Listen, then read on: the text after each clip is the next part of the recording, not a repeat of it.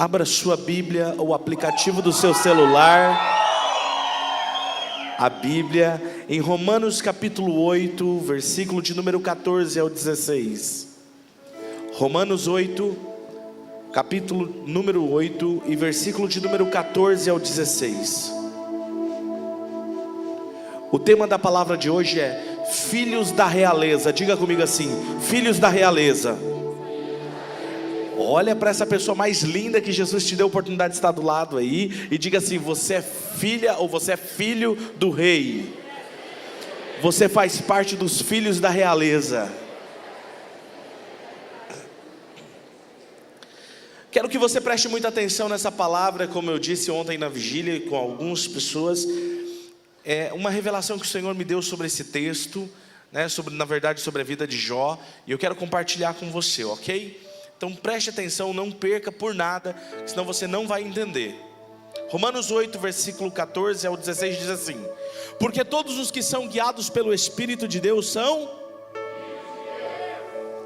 Pois vocês não receberam um espírito que os escravize para novamente terem medo. Na verdade, temer aí é ter medo. Mas receberam um espírito que os adota como filhos, por meio do qual chamamos Abba Pai, em algumas versões. O próprio Espírito testemunha ao nosso espírito que somos filhos de Deus. Pode se assentar. Hoje eu quero compartilhar com vocês o que tenho aprendido aos pés do Espírito Santo. E o meu desejo nessa noite é para que ao final dessa palavra você se sinta tão encorajado como eu me senti quando eu aprendi isso. Muitos de nós somos cristãos, outros que me ouvem nessa noite são apenas simpatizantes, mas acredito que bem pouco vive em sua plenitude tudo o que Deus deseja para mim e tudo o que Deus deseja para você. Por falta de conhecimento, nós sofremos e não vivemos tudo de Deus por falta de conhecimento. Talvez por falta de ouvir um ensinamento como esse que você vai ouvir. Mas hoje você poderá não só aprender, mas colocar em prática na sua vida e ver tudo à sua volta mudar instantaneamente, simplesmente porque você vai colocar em prática alguns princípios da palavra de Deus. A mudança que eu estou dizendo, ela é tão notória, ela será tão notória na sua vida como aquela cor vermelha que altera a cor amarela quando uma se junta com a outra e ela se mistura, tornando uma nova cor. É impossível você ouvir uma palavra como essa e algo não ser alterado dentro de você.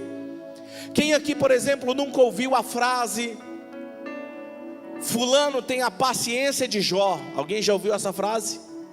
Ou você tem que ter paciência de Jó para aguentar, né?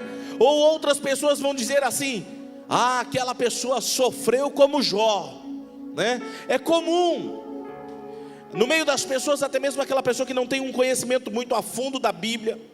Todos nós de alguma forma já temos um preconceito formado sobre a história de Jó.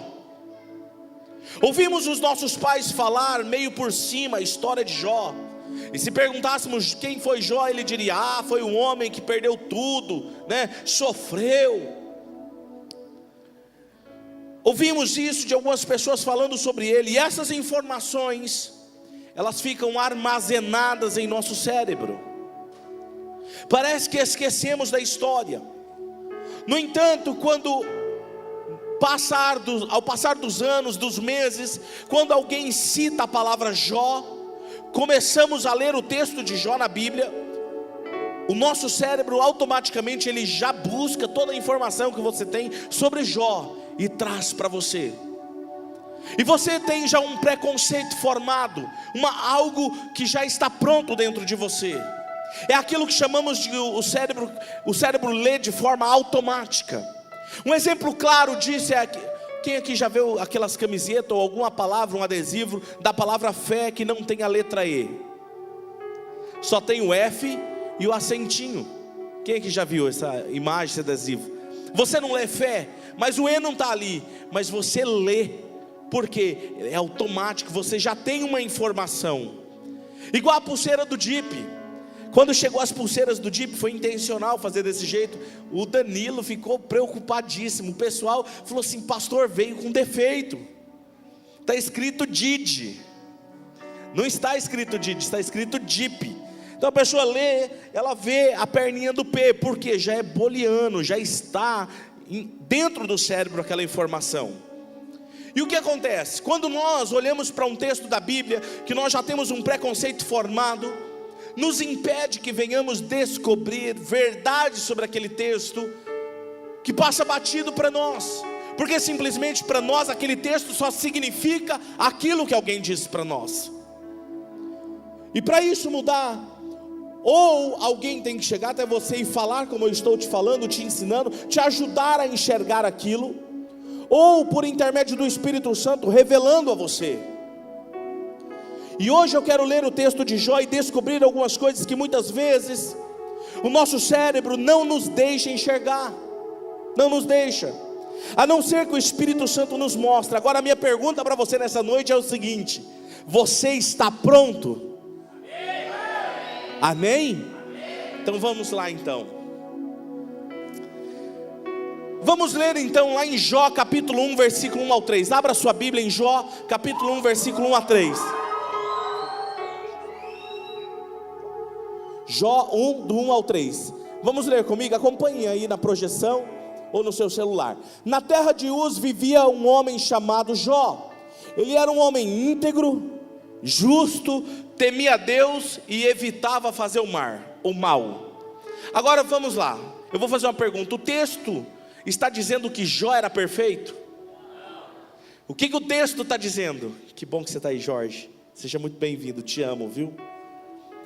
Volta lá, o versículo 1. Olha o que o texto diz. Ele era um homem íntegro, justo, temia Deus e evitava fazer o mal, ou desviava-se do mal. Mas não fala o texto que ele era perfeito. E o texto continua, e aí eu quero fazer algumas perguntas para você. Mas antes disso eu quero ler o 2 e o 3 com você, para te situar historicamente. Tinha esse homem 7 filhos e 3 filhas. Diga comigo, 7 filhos e 3 filhas. E ele possuía 7.000 ovelhas.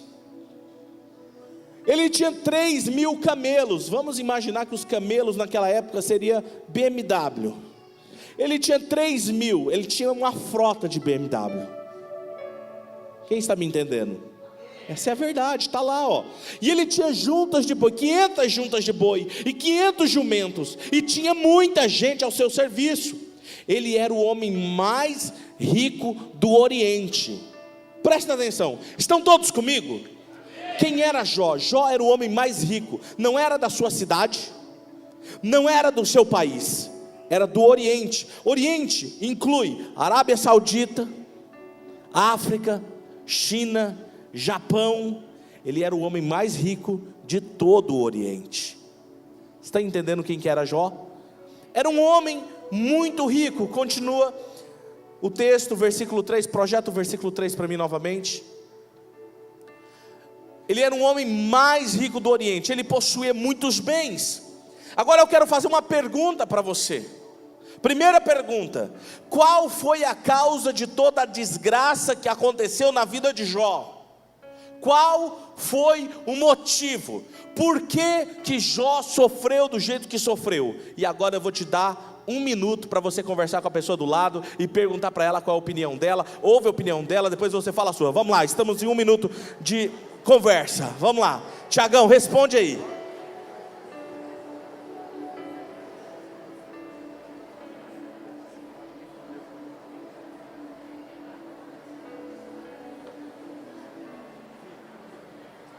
Coloca o abraço, deixa eu ver como está o abraço.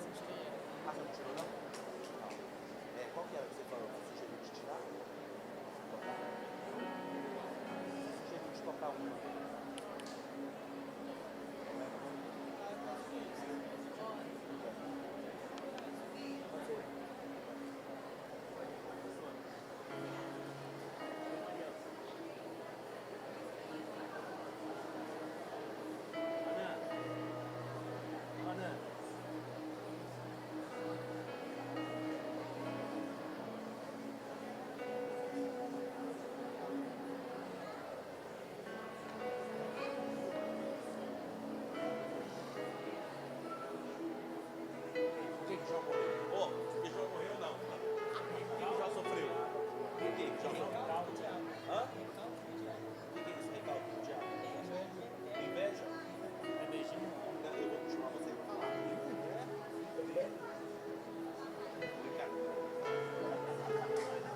Ouviu? Quem aí ouviu uma boa resposta? O que você ouviu? Vem cá, vem aqui perto. O que você ouviu?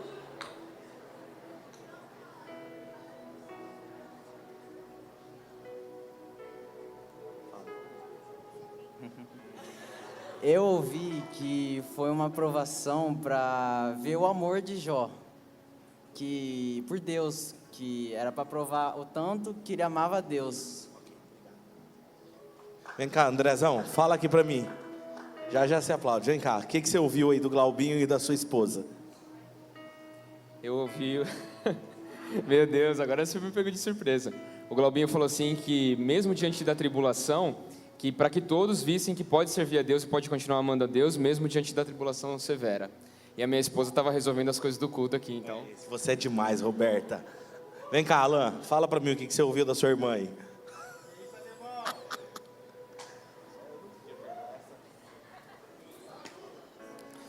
Que Deus permitiu que Jó perdesse tudo que tinha, pois Satanás queria prová-lo, mas Deus o elogiava, né? E Satanás disse que tudo aquilo que Jó vivia era porque ele tinha tudo, né? Então Deus permitiu que ele perdesse tudo para que Satanás visse o quanto ele era fiel. Se ele perdesse tudo, vamos ver se ele vai continuar sendo. Valeu. Meu Deus, Aline. É isso aí, vamos lá. Vamos caminhar à luz da Bíblia e vamos descobrir algumas coisas. Será que Deus, Ele iria simplesmente pegar uma disputa entre Ele e o diabo? Uma disputa. Não, meu filho ele é íntegro, tá, ok. E aí o outro diz, não, ele não é assim, ele é assim por causa disso. Será que Deus permitiria que uma disputa dessa viesse um sofrimento tão grande para Jó? Vamos ler o texto agora de Jó, capítulo 3, versículo 25, e aí você vai descobrir o motivo do sofrimento de Jó.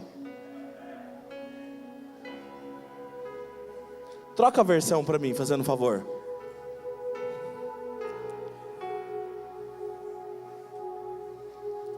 Vamos acompanhar aqui na projeção. O que está aí como resposta? Porque aquilo que temo e o que receio. O termo aí para temo é temor, é medo. Porque aquilo que eu tenho medo me sobrevém. E aquilo que eu tenho receio que aconteça comigo, simplesmente acontece. Segunda pergunta agora para vocês. Posso continuar ou não? Qual foi a causa de todo o mal que aconteceu com Jó então? Diga medo. Vamos ver isso agora no versículo 4 e 5. Capítulo 1, versículo 4 e 5. Iam os seus filhos à casa uns dos outros, e faziam banquetes cada um por sua vez, e mandavam convidar as suas 3 irmãs para comerem e beberem com eles. Afinal de contas, eles eram muito ricos, tinham muito dinheiro, tinham bens, e vamos fazer uma churrascada, chama as nossas irmãs. Agora o versículo 5. E sucedia que, tendo decorrido o turno de dias de seus banquetes, enviava Jó e os santificava. E levantando-se de madrugada, oferecia holocaustos segundo o número de cada um deles. Ou seja, para cada filho ele fazia um holocausto a Deus de madrugada. Pois ele dizia, talvez os meus filhos tenham pecado e blasfemado de Deus no seu coração. Assim fazia Jó uma vez ao ano, não é isso? Diga continuamente. A minha pergunta é: por que Jó, próxima pergunta, por que Jó oferecia holocaustos continuamente e purificava os seus filhos? Por quê? Oi? Por quê? Medo de perdê-los? Mas qual que era a questão aí? Será que ele estava olhando para eles e falando assim, meus filhos pecaram e eu tenho que purificar eles? Era isso a causa? Olha o que o texto está dizendo. O texto diz que os filhos pecaram. O que o texto diz?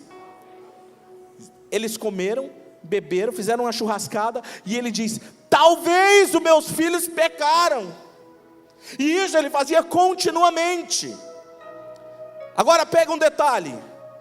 O que o texto diz no versículo 5 é que Jó oferecia holocaustos a Deus continuamente, purificava os seus filhos por medo, para eles não sofrerem exatamente o castigo de Deus, porque pensava ele: se eu não oferecer culto a Deus, se eu não fizer um holocausto, se eu não purificar meus filhos do pecado, a desgraça virá. E aí no 3:25 ele está dizendo: a desgraça veio justamente o medo que eu tinha aconteceu. Pega um detalhe agora.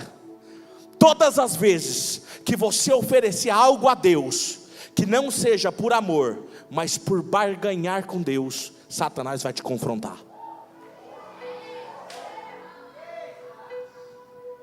Todas as vezes que você oferecer algo a Deus por tentar negociar com Ele, ou pela motivação errada, que não seja por amor, Satanás vai te confrontar. O nosso motivo de culto a Deus, nossas ofertas, os nossos dízimos, o nosso serviço na igreja, tudo que fazemos para Deus, a nossa motivação deve ser diga amor. Porque a primeira atitude de Deus ao nos criar foi por amor. Em João 3,16 ele também enviou o seu filho por amor. Não pode ser por barganha.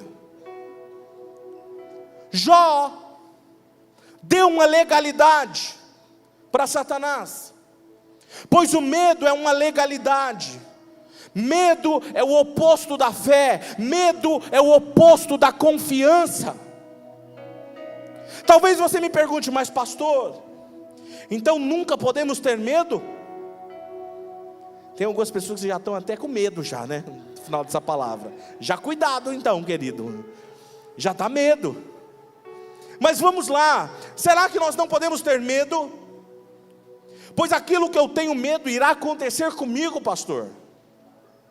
Olha o que Deus me ensinou. Quarta pergunta. Quando uma criança tem medo, como ela reage? Chora, o que mais?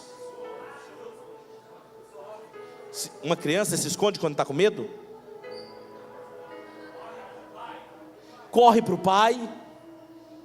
Quando ela está com medo do escuro, o que ela fala? Gruda na barra da calça do pai ou da mãe e fala assim: vamos comigo. É assim ou não é? Pai, e o medo de ficar sozinha: pai, não me deixa. Ela está com medo ou não? Olha o que Deus me falou. Todas as vezes que uma criança tem medo, ela depende do pai. Quando o seu medo gera dependência do pai, o pai aceita.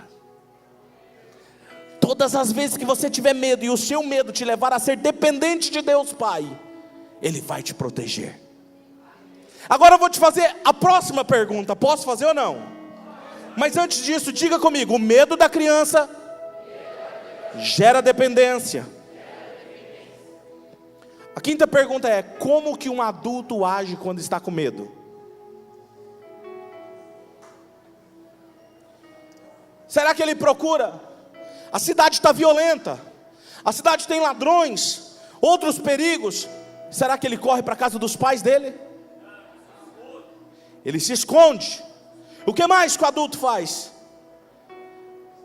Ele coloca uma cerca elétrica, câmera de segurança, ele blinda o carro, ele coloca alarme, ele tranca com um cadeado, coloca um bom cachorro. Agora presta atenção nesse detalhe. Ele faz algo para se proteger, diferente da criança. O medo do adulto gera independência. Eu faço, por isso que eu me protejo.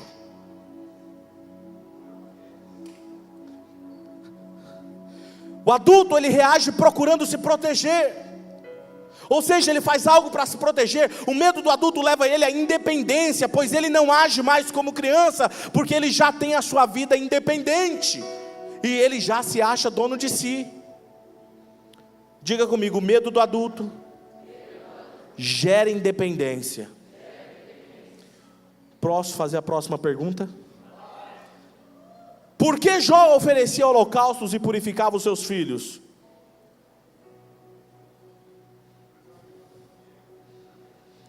Por medo e não por amor. Ele fazia algo acreditando que protegeria a sua família da desgraça. Eu faço e estarei protegido. Todas as vezes que você fizer algo para Deus, achando que você está fazendo para receber algo, Satanás vai te pegar. Porque esse não é o princípio. Agora vamos para frente. Quantas vezes eu e você, jovem, estamos tomando decisões sozinhos, sem mesmo perguntar para Deus, o nosso Pai? Queremos ser independentes, enquanto Deus deseja a nossa dependência a Ele, por amor. Ele quer andar do nosso lado, Ele quer pegar em nossos dedos e nos dirigir, enquanto queremos correr para longe dos seus braços. Às vezes as minhas decisões e as suas é correndo para longe dos braços de Deus, e depois reclamamos porque os problemas nos atacam. O problema é que a independência, ela nos traz um preço muito caro, como trouxe para Jó. A independência de Deus nos leva a se machucar. A independência abre feridas incuráveis.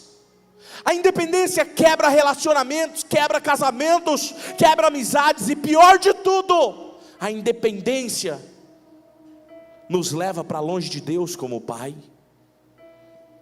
Perdemos o cuidado do Pai. Adão e Eva estavam no jardim. Deus, o Pai, havia dito a eles: não coma daquele fruto do conhecimento do bem e do mal. Você pode comer de qualquer fruto. É como se Deus falasse para você: você pode comprar no supermercado o que você quiser, na loja que você quiser, no mundo inteiro, mas não compra naquele boteco.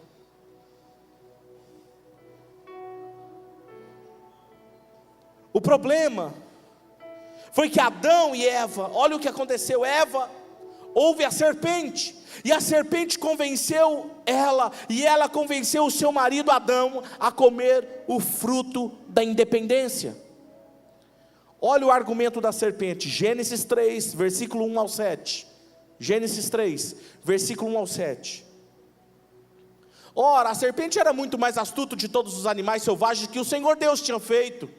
E ela perguntou à mulher: foi isto mesmo que Deus disse? Não comam nenhum fruto das árvores do jardim?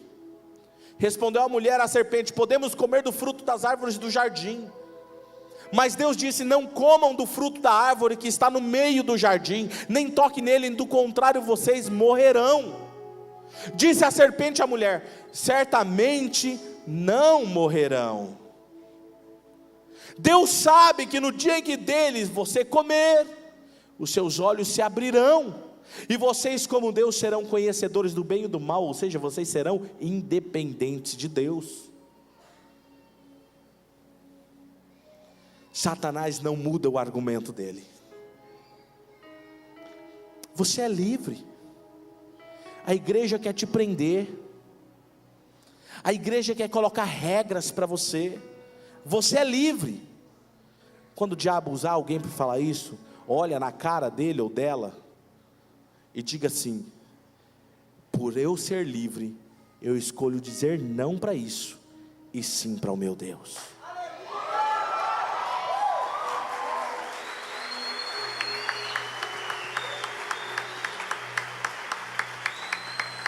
Só cuidado para a pessoa não ficar possessa na hora. É o mesmo argumento. O problema da independência, meus filhos, é que ela abre portas desastrosas. Portas que nós não teremos, vamos ter que arcar com as consequências delas. Com essa independência, Adão e Eva, eles perderam o que era mais precioso: a companhia de Deus. A dor da ausência de Deus passou a fazer parte do seu dia. A falta da companhia de Deus, de todos os dias se encontrar com eles no jardim, passar tempo com eles, aquela dor da ausência os consumia. Os historiadores dizem que Adão e Eva viveram uma depressão profunda. Eles ficavam muito mais tempos dentro de cavernas escuras, com vergonha, sofrendo a dor da perda. Todas as vezes que você comer do fruto da independência, você comerá o fruto amargo das consequências. Vou repetir. Todas as vezes que você comer do fruto da independência, você comerá do fruto amargo das consequências. Posso fazer a próxima pergunta? Deus, como Pai, deixou que Satanás tocasse nos bens de Jó e na vida dos seus filhos, porque Satanás pediu para tocar em Jó? Vamos ler o versículo 6 ao 12. Jó 1, versículo 6 ao 12.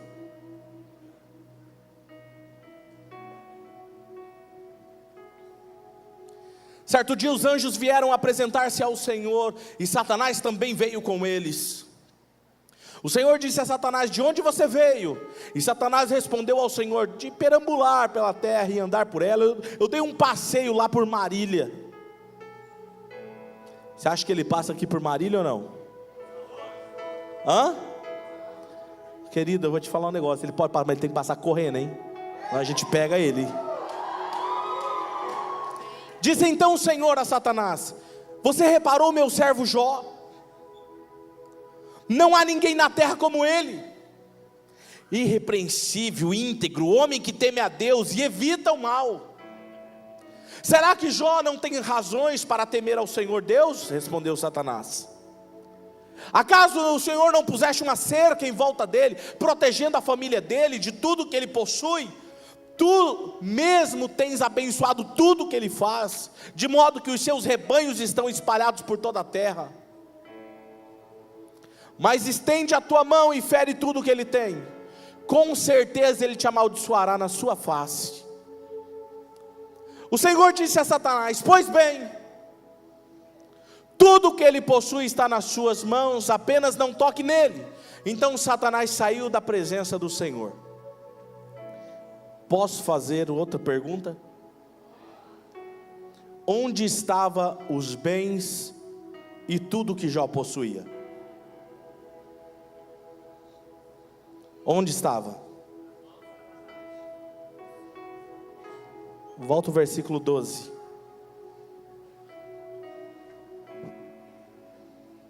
Em algumas versões vai dizer ali no lugar de mão, poder, mas a palavra no hebraico é mão. Deus não estava entregando os bens de Jó. Vem cá, Vinícius, me ajuda aqui. Deus não estava falando isso. Olha, os bens de Jó eu estou dando para você. Vai lá e faz o que você tem para fazer. Deus não estava falando isso. Olha o texto de novo, projeta o texto para mim. Deixa o texto, 12. O Senhor disse a Satanás: pois bem, tudo o que ele possui está onde? Está onde? Já está nas suas mãos. Mesmo ele tendo legalidade, ele não podia tocar em nenhuma coisas de Jó, porque Deus guarda. Mas tem um princípio, e o reino de Deus ele funciona baseado em princípios. Obrigado, meu filho. Quando você dá legalidade, Satanás tem autoridade para destruir e tocar. Só que mesmo Satanás tendo legalidade, como eu disse, ele pede permissão a Deus. Os amigos de Jó se aproximam de Jó e acusam Jó de coisas. Jó, você está sofrendo desse jeito por causa disso. Aí o outro: não é por causa disso, não, é por causa disso outro. E cada um tinha uma resposta. Todos eles apontavam um problema externo de Jó. Porém, ninguém teve coragem de falar: Jó, o seu problema é interno. Porque você tinha medo, você deu legalidade e Satanás veio e tocou. E Jó continua na crise dele, sofrendo. 2 Timóteo 1,7. Olha o que diz 2 Timóteo 1,7. Eu preciso que o pessoal da projeção me ajude nesse sentido. Pois Deus não nos deu espírito do quê?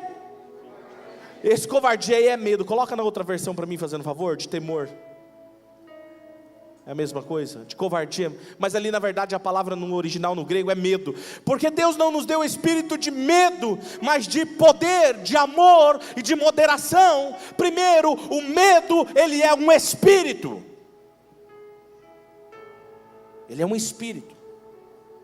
É um espírito. É um demônio. Deus nos deu um espírito de coragem, de poder. E a palavra no grego aí é dunamis. Que espírito que foi esse que Deus nos deu? Atos capítulo 1:8 diz: mas vocês receberão poder, dunamis, quando descer sobre vós o Espírito Santo de Deus. Fala também que não nos deu espírito de medo, mas nos deu espírito de amor. Amor. Deus nos deu também o espírito de equilíbrio, de moderação. O termo ali é domínio próprio. E um dos frutos do espírito é domínio próprio. Está lá em Gálatas 5, 22 e 23. 22, 23, projeta esse texto para mim. Mas o fruto do Espírito é alegria, paz, paciência, amabilidade, bondade, fidelidade, mansidão e domínio próprio. Nos deu o espírito de amor. 1 João 4:8. 1 João 4:8, leia esse texto comigo. Quem não ama, não conhece a Deus. Por quê?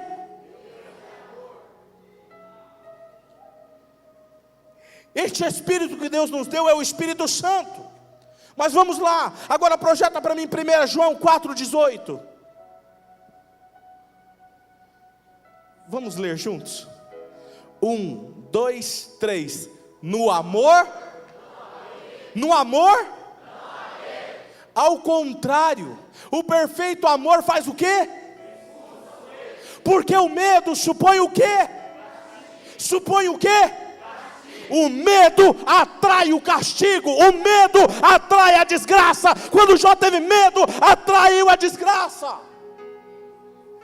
Mas olha o que o texto continua: aquele que tem medo não está aperfeiçoado em Deus, o amor.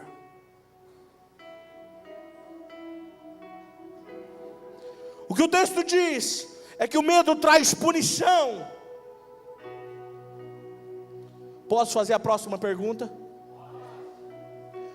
Por que Deus nos deu esse Espírito? Romanos 8, versículo 14 ao 16. Porque todos os que são guiados pelo Espírito de Deus são? Pois vocês não receberam um Espírito que os escravize para novamente temerem, ou seja, para novamente ter medo. Mas receberam o Espírito que os adota como filhos, por meio do qual chamamos ele de Abba, Pai. No hebraico, no grego quer dizer paizinho querido. Não parece uma criança falando? O próprio Espírito testemunha ao nosso espírito que somos filhos de Deus. Porque Ele nos deu esse Espírito, porque Ele nos faz sermos filhos, e filhos dependentes do Pai, filhos que não possuem o medo que nos leva para longe do Pai, muito pelo contrário, depende do Pai. Gálatas capítulo 4, versículos 5 ao 7. A fim de redimir os que estavam sob a lei, para que recebêssemos a adoção de filhos. E porque vocês são filhos, Deus enviou o Espírito do seu Filho ao coração de vocês, e Ele clama, diga assim, paizinho.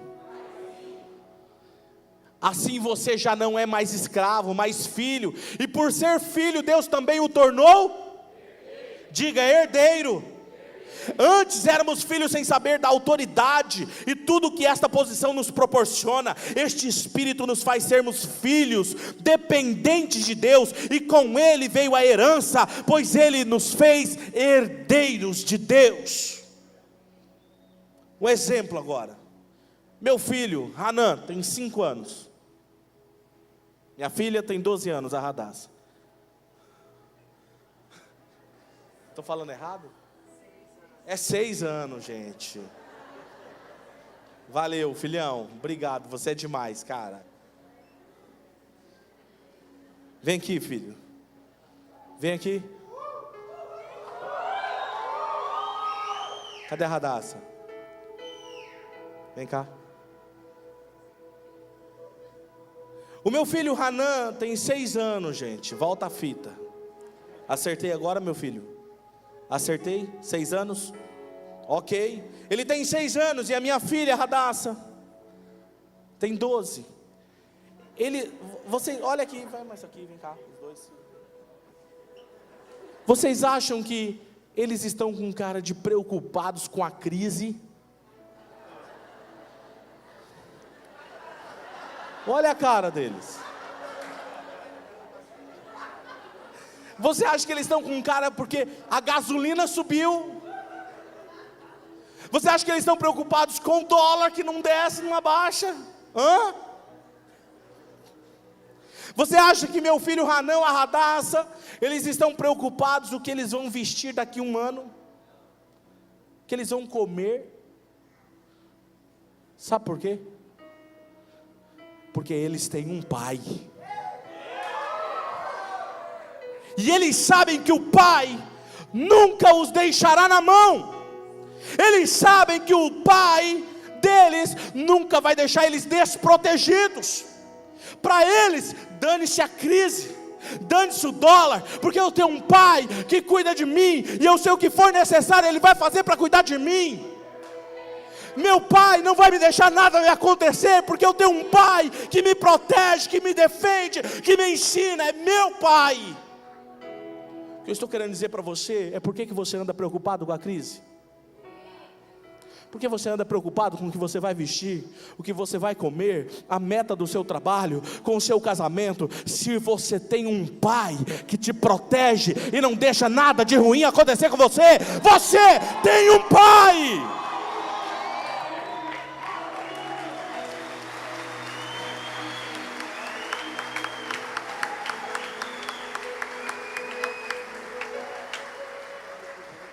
Mateus capítulo 6, versículo 25 ao 33. A banda pode se posicionar. Nós vamos cantar aquela, começa já a solar aquela música lá, Vini.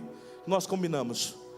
Mateus capítulo 6, versículo 25 ao 33. Olha o que Jesus está dizendo. Quem é que está dizendo aí? Jesus. Olha lá. Portanto eu lhes digo, não se preocupem com a sua própria vida, quanto ao que vocês vão comer ou beber, nem com o seu próprio corpo, se está gordinho, se está magrinho, se está maior, se não está maior, quanto ao que vocês vão vestir. Escuta, não é a vida mais importante que a comida, e o corpo mais importante do que a roupa? Continua, observem as aves do céu, elas não semeiam, não colhem, não armazenam em celeiro, contudo o Pai Celestial as alimenta. Não tem vocês porventura muito mais valor do que elas? Continua, quem de vocês, por mais que se preocupe, pode acrescentar uma só hora na sua vida? Quem de vocês que se preocupa pode aumentar? Porque vocês se preocupam com roupas. Vejam como crescem os lírios dos campos. Eles não trabalham, não tecem. Contudo, eu lhes digo, nem Salomão em todo o seu esplendor vestiu-se como um deles. Se Deus veste assim a erva do campo, que hoje existe e amanhã é lançada ao fogo, não vestirá muito mais vocês, homens de pequena fé. Portanto, não se preocupem dizendo que vamos comer, ou que vamos beber, ou que vamos vestir, pois os pagãos é que correm atrás dessas coisas, mas o Pai Celestial sabe o que vocês precisam. Escuta, mais um clique. Busquem, pois, em primeiro lugar o reino de Deus e a sua justiça, e todas, ou é algumas coisas, diga comigo, todas, e todas essas coisas vão ser acrescentadas.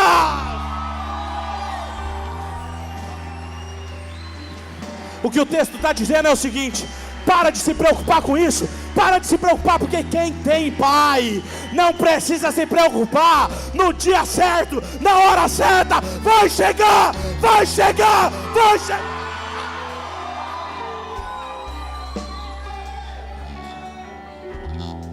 Prometo que eu estou concluindo. Ouça para cá, presta atenção.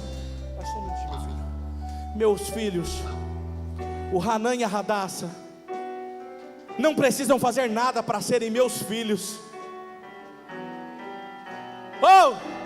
Ouça isso. Você que está vindo para frente, presta atenção, porque essa parte final é demais. A Hadassah e o Hanan não precisa renovar a paternidade minha com eles.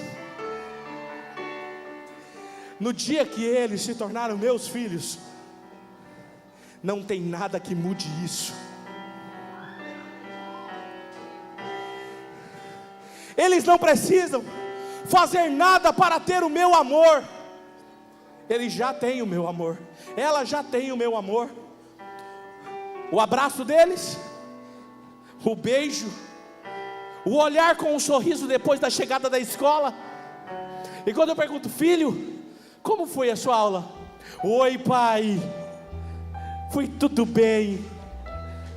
Filha, como foi hoje na escola? Ai, foi muito legal. Não tem preço isso. Não tem preço. E eles não precisam fazer nada para ter o meu amor. Eu vou dedicar toda a minha vida para dar tudo o que eles precisam. Se eu sendo mal, sei fazer isso com meus filhos, quanto mais Deus sabe fazer isso com você.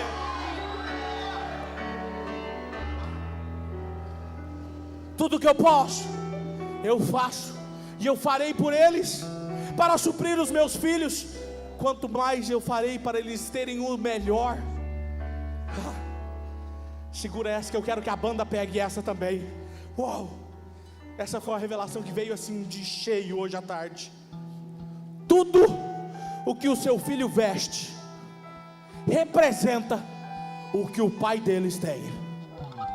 Tudo o que um filho veste é o que o pai tem, representa o que o pai tem. Se eu tenho condições, eu não vou deixar meus filhos andando de qualquer jeito. Se eu tenho condições, eu não vou deixar eles passando necessidades. Mas o que eles têm representa o que eu tenho. O seu pai é o dono do ouro, da prata e do universo. Ele sabe te dar do bom e do melhor. Pastor, por que eu não tenho? Porque você ainda não desfrutou como filho. Você ainda acha que Deus quer te dar apenas o suficiente? Não. Deus, ele é conhecido como um dos nomes dele, El Shaddai. Diga comigo, El Shaddai. Sabe o que significa a palavra El Shaddai? O Deus do mais que suficiente. O Deus da superabundância. Fala assim: esse é o meu Deus. Esse é o meu Pai. Vamos ver o que aconteceu com Jó? Vamos voltar para Jó. Jó 42, versículos 5 e 6. Obrigado.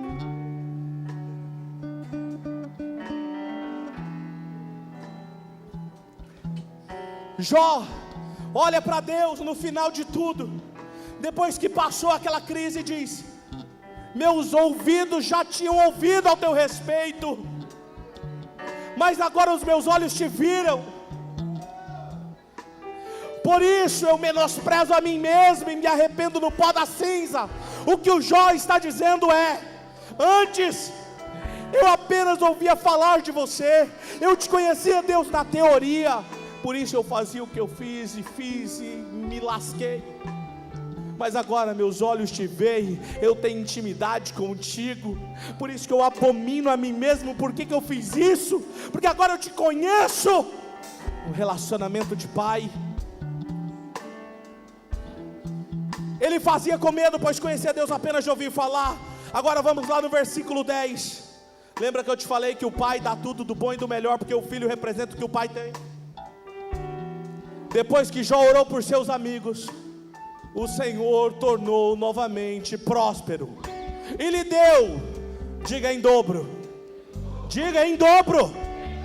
tudo o que ele tinha antes. Se Jó era rico, conhecendo Deus apenas de teoria, agora, caminhando com Deus, ele tornou tudo em dobro. As filhas eram muito mais bonitas, muito mais camelo, muito mais ovelhas. Deus deu muito mais. Posso fazer a próxima pergunta? Onde se encontra a sua vida hoje? Onde se encontram os seus bens? Um dia perguntaram: Jó, onde estão os seus bens? E os bens dele, tudo que ele tinha, estava nas mãos de Satanás. Hoje eu te pergunto: onde estão os seus bens? Onde está a sua vida? Onde está o seu casamento? Onde está tudo que você possui? Eu tinha um carro, e vocês sabem disso, Palio. Eu estava vindo um dia para um culto aqui, e muitos aqui sabem disso. Bateram no meu carro. Bateram no meu carro, acabou com o carro, com a lateral do carro e tal. E eu estava falando naquele dia de trocar o carro. Bateram no carro, destruiu. E mesmo assim eu vim pregar com dores nas costas, pescoço, cabeça. E naquele dia eu falei: bateram no carro de Deus, porque os meus bens estão nas mãos dele. Deus me deu um novo carro, muito melhor do que aquele que eu tinha. Presta atenção no negócio. Por que você é um cristão? Eu sou cristão porque é legal o culto dos jovens. Por que você vai na célula? Por que você lidera uma célula? Eu lidero porque eu fiquei sabendo que quem lidera uma célula, quem abre uma célula, tem a bênção de Deus. Cuidado, Satanás pode te encontrar. Por que você está aqui me ouvindo hoje? Porque alguém me convidou. Ou é porque eu amo a Deus? Eu amo a Deus. Cuidado, porque a sua resposta pode te fazer se encontrar com Satanás. Se for por amor que você está fazendo tudo hoje, continue. Por que você ora? Pastor, perguntaram para mim: por que o senhor ora? O senhor ora para ter unção? Eu falei: não, eu oro porque eu amo falar com Ele. E a unção vem de consequência. O Hanan acordou hoje cedo, eu estava acordado, e a primeira coisa que ele fez, com a carinha inchada, os olhinhos inchados, ele levantou assim: e aí, pai? Me abraçou. Não tem preço. Se a primeira coisa que ele fez foi falar: pai, e aí, pai, eu te amo, e me deu um beijo. Se eu me sinto assim, como Deus se sente? Quando você levanta e a primeira coisa que você faz é colocar uma música, abrir a sua Bíblia e dizer: pai, e aí, pai, eu te amo, papai. Quem está me entendendo? Por que você anda preocupado ainda com o que vai acontecer no seu serviço? As suas metas, os seus sonhos? Por que se preocupar com os seus relacionamentos? Por que ter medo? Corre para o colo do Pai hoje e deposita seus problemas no colo dele. Confia que Ele mesmo resolverá do jeito dele. Às vezes eu não tenho resposta para todos os problemas. Pastor, e o que o senhor faz? Eu fecho os meus olhos, e quando eu vejo que Ele chegou ali, eu abro meu coração e deixo no colo dele. Encerro hoje com um versículo de Salmo, capítulo 56, número 56, Salmos, versículo 3, que diz assim: mas eu, quando eu estiver com medo, confiarei em ti. Isso é dependência. O medo, que é legalidade, é o que gera independência.